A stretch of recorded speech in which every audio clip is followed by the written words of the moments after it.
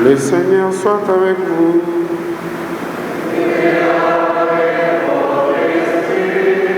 Évangile de Jésus-Christ selon Saint Jean.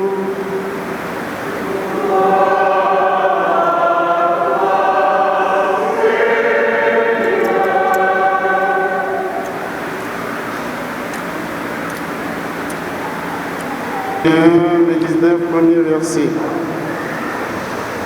Jésus se manifestant encore aux disciples sur le bord du lac de Tibériade. Et voici comment.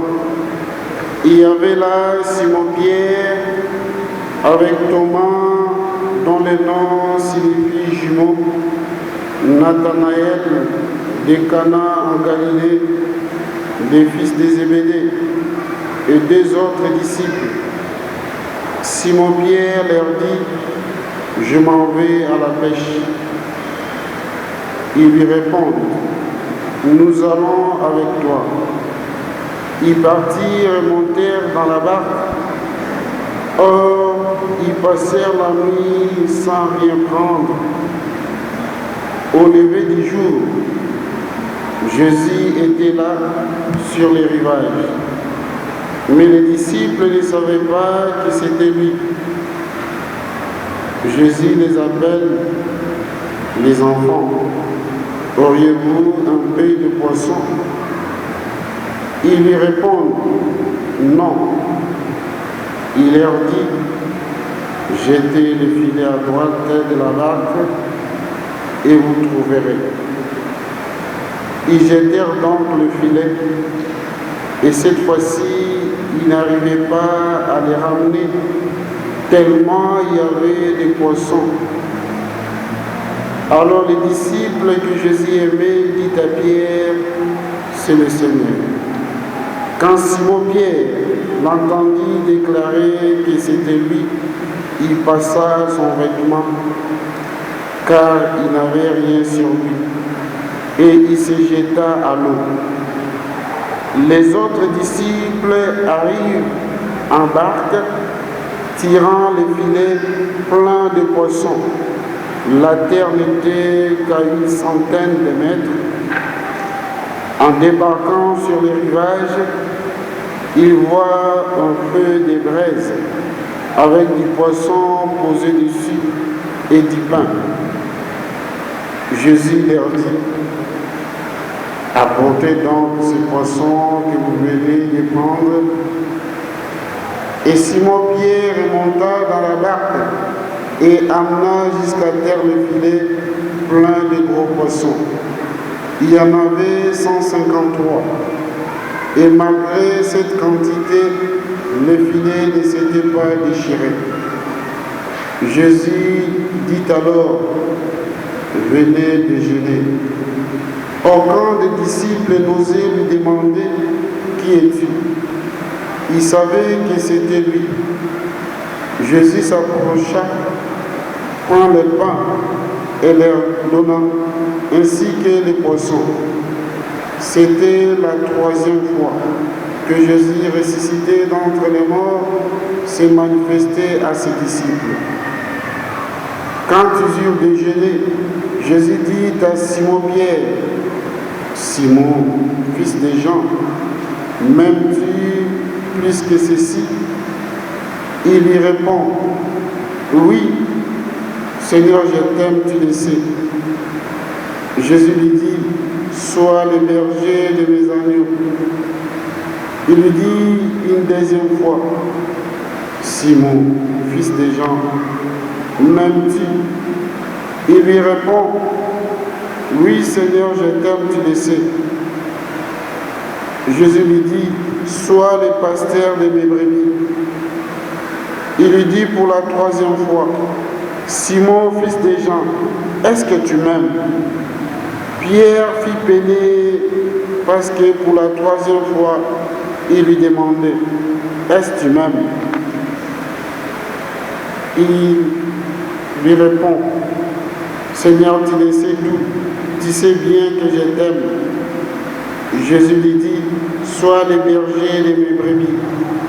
Amen, amen, je te le dis, quand tu étais jeune, tu mettais ta ceinture toi-même pour aller là où tu voulais. Quand tu seras lié, tu étendras les mains et c'est un autre qui te mettra ta ceinture pour t'amener là où tu ne voudrais pas aller. Jésus disait cela pour signifier par quel genre de mort Pierre rendrait gloire à Dieu. Puis il lui dit encore, suis-moi.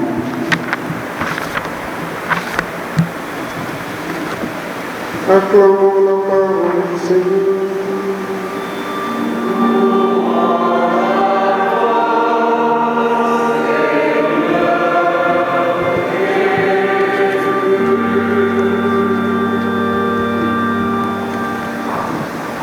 Bien-aimés dans le Christ Shalom. Troisième dimanche de temps pascal. Nous le disons au début de la célébration, dans un monde où aujourd'hui les chrétiens passent leur temps à la recherche du miracle. Certains pour le mariage, d'autres pour l'emploi, d'autres encore la prospérité matérielle, le voyage. Certes, nous le savons, c'est un besoin humain ou on peut dire un besoin primaire. Mais le vrai bonheur par rapport à tout ce que nous venons d'écouter comme texte, le bonheur réel ne réside pas dans ces éléments évoqués. Le vrai bonheur, pour nous les chrétiens, nous devons le fonder sur trois piliers que nous allons essayer de méditer en profondeur. La patience, la persévérance et la foi. Quand on n'est pas patient, quand on n'est pas persévérant et quand on n'a pas la foi, on se laisse emporter et on s'étiole et on disparaît. Nous revenons au texte du jour.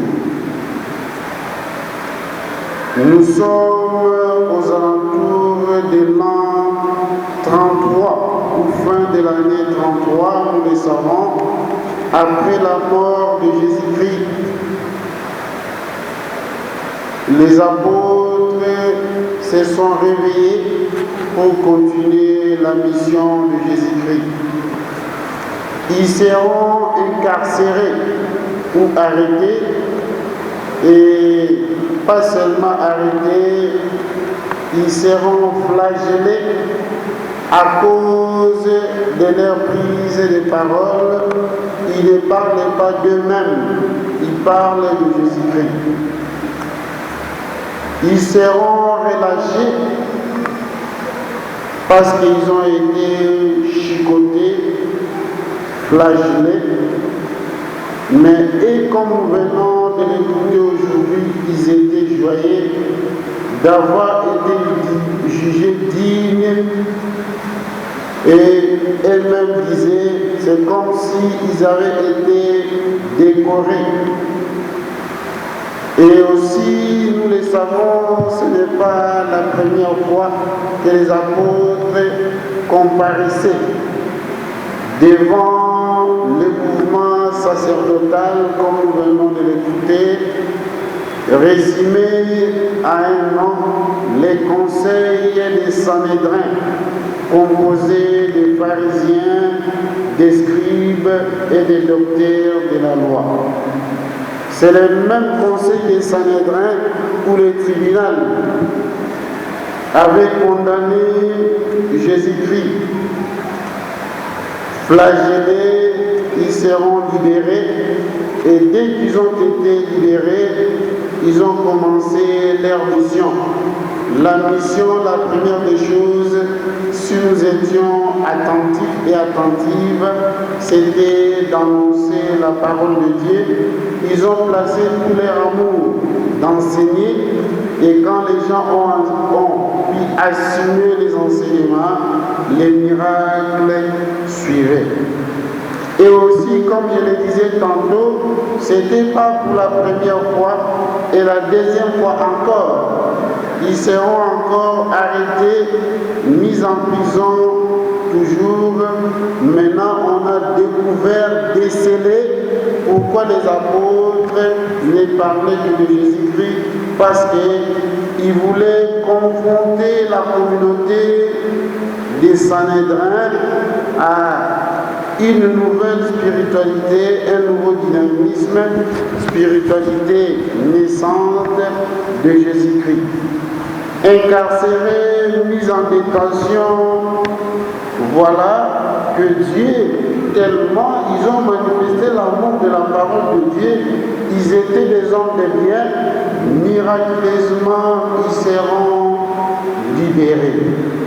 Voilà là où le miracle intervient. Amen, amen. Quand on aime, les miracles suivront. Quand on n'aime pas, le miracle ne viendra pas. Tu peux sillonner tous les Congos. Et comme nous sommes à Kinshasa, toute la ville de Kinshasa, aussi longtemps tu n'aimes pas, tu es un faux chrétien, Dieu ne va rien opérer, tu ne mériteras rien. Tu peux faire des neuvaines et des neuvaines, terminer chaque jour les chapelets, mais aussi longtemps tu n'as pas l'amour vrai, l'amour propre, Dieu ne te donnera rien. Amen, amen. Alléluia. Libérés miraculeusement, les apôtres seront galvanisés avec leurs énergies. Ils auront d'autres énergies nouvelles. Ils vont maintenant accentuer le discours. Et Pierre n'aura plus la honte, n'aura plus la phobie de témoigner de Jésus-Christ. Il sera erré. Et voilà la formule de Pierre. Il dira: nous devons obéir à Dieu plutôt qu'aux hommes. Nous ne pouvons pas obéir à vous les hommes, nous devons obéir à Dieu. Ou Dieu ou les hommes. C'est ce que Pierre veut nous enseigner aujourd'hui. On est chrétien pas seulement pour soi-même, nous sommes des chrétiens parce que Dieu est en nous. Alors la leçon que nous pouvons, ou des leçons que nous pouvons retenir à la première lecture par rapport à cette petite histoire de cette communauté du courage des apôtres, la première des choses, nous tous commençons par moi et par le dernier ou la dernière qui est là, personne ne peut arrêter la grâce de l'Esprit. Amen, amen. Comme nous sommes là, personne, oh je t'interdis de faire ça dans ta vie, tu ne vas pas avancer, c'est faux. Personne n'a le monopole d'arrêter la grâce de l'Esprit. Et la deuxième des choses par rapport à cette leçon, d'où les apôtres nous enseignent, nous aussi, du temps moderne, par rapport à nous-mêmes, nous avons des prisons, nos situations limites, nos problèmes. Alors, ce qui est important pour nous, nous devons mettre l'accent, le point central, l'amour. Et quand il y aura l'amour, l'ange du Seigneur va descendre pour nous libérer de nos prisons, pour nous libérer de nos chaînes et sortir des tunnels de la mort. Nous avons des problèmes, surtout dans notre pays. Nous avons des situations que de guerre, que de misère. Les gens ne mangent pas, ne vivent pas correctement, que des détournements. des gens qui ont détourné. On va maintenant, les graciers deviennent propres. Ce sont des situations limites. À des fois, nous nous posons des questions. Est-ce qu'il faut-il encore croire à ces Congos ou croire à des dirigeants? Mais nous ne pouvons pas croire aux hommes, nous devons croire en Dieu. Nous avons des situations, mais l'ange du Seigneur peut nous libérer et sortir des carcans, des étinelles. Et en une condition, nous devons demander la grâce de Dieu. La troisième leçon de méditation, face à tout cela, une chose majeure, il faut y croire. Croire en qui? Je ne vais pas croire aux hommes. Comme je ne suis pas palestinien, je suis congolais. Je ne peux pas placer toute ma vie entre les mains d'une personne. Nous, les chrétiens, nous devons croire en Jésus-Christ. Quand on croit en Jésus-Christ, on ne sera jamais déçu. Amen, amen. Si l'on croit en lui, en aucun jour, il va nous décevoir. Beaucoup de fois, nous sommes devenus des malades parce que nous avons pris, notre croyance se focalise sur les hommes. Nous croyons, lui qui viendra faire ceci. Du fait qu'il ne le fait pas, et nous tombons malades. Croire en Jésus-Christ, mort et ressuscité. Que faire? Saint Jean dans l'Apocalypse nous révèle. Tous les livres d'Apocalypse étaient chants de victoire. Et si nous sommes en Jésus-Christ, nous sortirons de victorieux, nous sortirons de vainqueurs. Parce que la louange fait tomber des chaînes, brise les chaînes et fait triompher les enfants de Dieu. Amen, amen. Quand on loue Dieu en esprit et en vérité, et on fait tomber les chaînes de la haine, la division, la misère, le tribalisme. Nous pouvons faire des conférences, des discours, mais aussi longtemps, nous ne louons pas Dieu en esprit et en vérité, nous tournons en rond. Amen, amen. Nous tournons en rond. La preuve chez nous, nous avons eu combien de dialogues dans notre pays pour trouver la paix à l'est du pays. Les gens continuent à mourir parce que nous fondons toujours nos aspirations sur les hommes. Nous ne louons pas Dieu en esprit et en vérité. Et Saint Jean nous révèle dans sa vision des types de langage imagé. Des langages imagés symbolisés par le chiffre. Et même si il nous ramène dans des tournures, alors Saint Jean nous révèle que Dieu est la plénitude du plein. Dieu en lui-même, il est plein. Même si nous commençons à louer Dieu du matin au soir, oui, parce qu'il nous a créés. Mais qu'est-ce que Dieu manque dans sa vie? Il ne manque de rien. Et nous ne pouvons que louer Dieu et rendre grâce à Dieu. Je te rends grâce pour le souffle de vie. Je te rends grâce parce que tu m'as donné le Congo. Je te rends grâce parce que tu m'as donné les enfants. Je te rends grâce, tu as fait de moi choriste. Je te rends grâce, tu as fait de moi un prêtre. Je te rends grâce parce que Dieu lui-même est plein dans son plein. Il ne manque de rien, mais nous pouvons que le louer. Pourquoi le louer? Parce que la perfection de Dieu nous poussera à être parfait. Du fait qu'il est parfait, si nous faisons ainsi, nous méritons ce que nous sommes, d'être des parfaits. Et en lui, parce que Dieu est en même temps puissance. Il n'y a pas un être puissant qui est au-dessus de Dieu. Dieu est en même temps richesse. Il est en même temps sagesse, il est en même temps force, honneur, louange. Et ces 4 éléments, comme Saint Jean nous révèle, nous les trouvons en Jésus-Christ, l'agneau de Dieu. Les éléments terrestres qui s'associent aux 3 éléments, honneur, gloire et louange. C'est ça qui constitue que nous appelons Jésus-Christ l'agneau de Dieu qui est venu enlever les péchés du monde. Il enlève les péchés du monde parce qu'il a en lui les 4 éléments et nous ajoutons les 3 honneurs, gloire et louange. Alors nous voyons tous ces éléments et ces chiffres qui composent Jésus-Christ lui-même.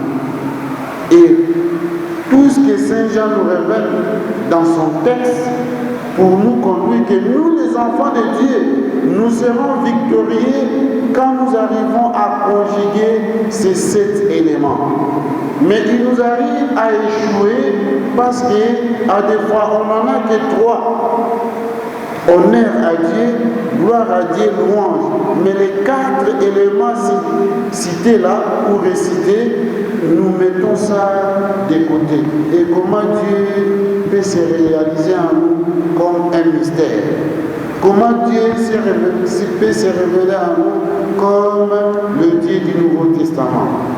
Et autre chose dans l'Apocalypse de Saint Jean. Saint Jean développe cette méditation. Pourquoi? Parce que la communauté de Saint Jean, là où il vivait, avait un problème. Et Saint Jean développe cette spiritualité pour expliquer à double chose. Trouver une réponse au scandale de la croix, parce que la mort de Jésus-Christ aurait créé une polémique entre les Juifs et les chrétiens.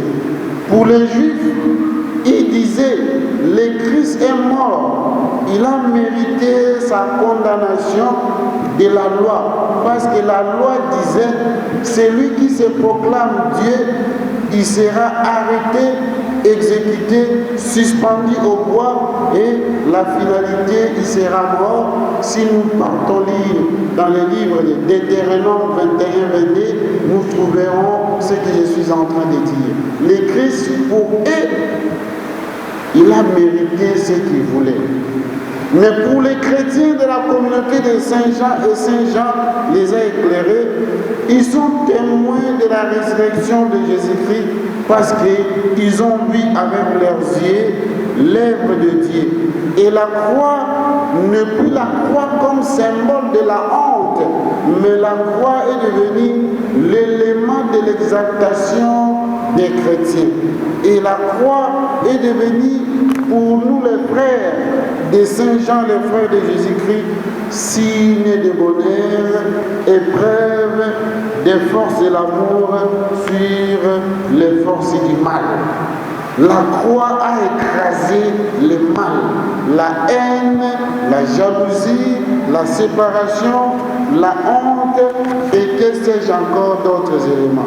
C'est ça le message que Saint Jean nous révèle. Comme témoin de la grâce du Christ, la croix pour nous, c'est l'exaltation de l'amour de Dieu. Cet amour marchand, cet amour triomphant, cet amour glorieux. Si nous sommes conscients que Dieu continue à nous aimer malgré ce que nous sommes. Que faire, j'avais dit, nous devons nous réaliser à travers ces chiffres imagés que Saint Jean nous propose, mais en même temps, pour que Jésus réapparaisse encore en nous, les temps modernes, que devons-nous faire? Un texte long de l'évangile des Jean. Nous avons vu à la première lecture et écoutée, Jésus se manifesta à travers la vie des apôtres à Jérusalem. Mais ici, Jésus est à l'œuvre en Galilée, la mer de Galilée. Et Et on nous a parlé la nuit et le jour. Il nous arrive aussi tantôt dans notre vie le moment de prière, les épreuves. Et il y a beaucoup de leçons que nous pouvons retenir dans cet évangile. Les apôtres regagnent leur activité habituelle. On a parlé de Pierre, Jean, et on a parlé de deux autres disciples qu'on n'a pas révélé les noms. L'herméneutique biblique, quand il ne notifie pas les caractères mobiles ou immobiles des personnes citées dans les textes, ça symbolise nous. On n'est pas inclus. Les deux autres là qu'on n'a pas révélé les noms, c'est moi, c'est toi, c'est chacun de nous ici présents. Et humainement parlant, nous pouvons dire que les apôtres ont eu le temps de recul. Ils ont reculé. Pourquoi? Ils ont eu la mission. Jésus leur avait dit, vous serez mes témoins. Mais ils sont repartis chez eux. Ils ont eu des théophanies, plusieurs manifestations, des théophanies, des apparitions. Il apparaît, il réapparaît, mais on voit qu'ils ne comprennent encore rien. Nous aussi, Jésus nous dispose toujours son temps. Il réapparaît, il se manifeste autant de fois, mais beaucoup de fois, nous avons toujours tendance à fermer les yeux, à bouger les oreilles, à ne pas voir les choses. Mais voilà la leçon qu'il nous donne aujourd'hui. Quand nous sommes dans nos difficultés, nos situations limites, nos ténèbres, il nous rejoint comme il a été avec les disciples. Il nous rejoint toujours. Il est toujours et déjà présent. Il est avec nous dans nos maladies, dans nos souffrances, dans nos situations que nous vivons dans notre pays. Il est là. La deuxième leçon, les ressuscités, Jésus veut nous dire à travers cette histoire, il apparaît là où les autres sont en train de faire la pêche, en sortant de la rivière ou de la mer, ils ont trouvé du feu et du poisson et quelque part le pain. Il veut nous révéler que les ressuscités n'ont pas de frontières. Jésus n'est pas seulement le monopole de nous. Mais il peut aussi se manifester même chez les gens que nous pensons ils ne valent rien. Et la troisième des choses, nous avons écouté quand il a dit toute la nuit, ils n'ont rien dit. Il les a demandé de jeter les filets à gauche. Il veut nous dire quoi? Faire seulement ce que le Seigneur nous demande. Mais souvent, nous faisons ce que nous voulons. Les chrétiens, un chrétien ne peut pas faire ce que Dieu ne veut pas. Dieu veut de nous que nous puissions être bien. Et pour que nous puissions être bien dans notre pays, chacun de nous doit être responsable de l'autre. Nous devons faire un effort. Un effort. Faire toujours ce que le Seigneur veut, ce qu'il nous demande. Jeter les filets à la main gauche. La main gauche, nous le savons, c'est une main de faiblesse. Jésus veut nous révéler, c'est-à-dire que chacun de nous a ses faiblesses. Mais dans nos faiblesses, le Seigneur nous rejoint pour nous secourir. Il sait bien que nous sommes faibles. Les saints n'existent pas. La sainteté, c'est un processus. Amen, amen. On n'est pas saint. Il ne faut pas se moquer de la faiblesse des autres. Chacun de nous a ses faiblesses. Mais nous ne pouvons pas aussi nous glorifier dans nos faiblesses. Nous devons toujours demander à Dieu, transforme nos manques là, nos faiblesses, que nos faiblesses deviennent des qualités et que nos qualités deviennent des vertus pour que nous puissions vivre selon l'évangile. Je ne peux pas vivre selon moi. Et quelqu'un qui est en train toujours de patauger, de continuer à demeurer dans ses faiblesses, alors travail comme énergie, est-ce qu'il arrive à emmagasiner encore cette même énergie ou ces énergies?